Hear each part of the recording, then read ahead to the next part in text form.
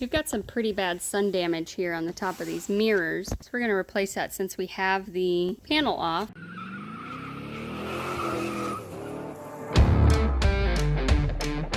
There's a white plastic piece that actually looks like this, sits like this in here.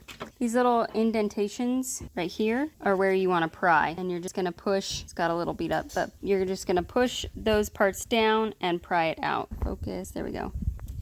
And then that'll give you access to those 3 bolts. Mine are 10 millimeter. Good luck with whichever ones yours are. Once you have all 3 of these bolts out, way in here, can't even point, in there, you want to disconnect this electrical. So it's kind of funky. I actually took this poker and put it down here and pried this part out to get it to pull out. Otherwise, the access down here was deceiving, and your best bet is to get that little tab that's deep in there and pull it away. It's hard to show you through the hole in the door, but this little plastic piece, white plastic piece right here, actually pinches, and that's how you're going to reach into this hole right across the way and squeeze that with some needle nose pliers or what have you, and that'll help you pull this out. And then the electrical that you have is kind of weaseled around some of the metal components in the door. So don't pull on it from the outside. Make sure you undo all of your electrical before you start yanking on it. So if you remember, the top of this mirror was really broken down by the sun. So I ordered these new ones, and turns out I'm silly. And I could have just gotten this back plate, but the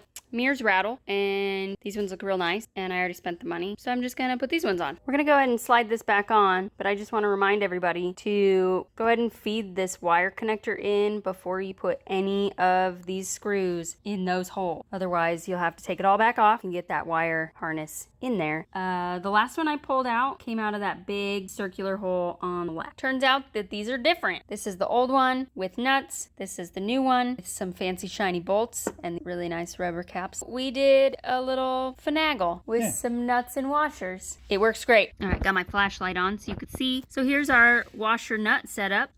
Looks great in my humble opinion. We also had to drill this hole out for this post, just the tiniest bit. Don't know why, it's real weird, but we did it and it fixed our problem.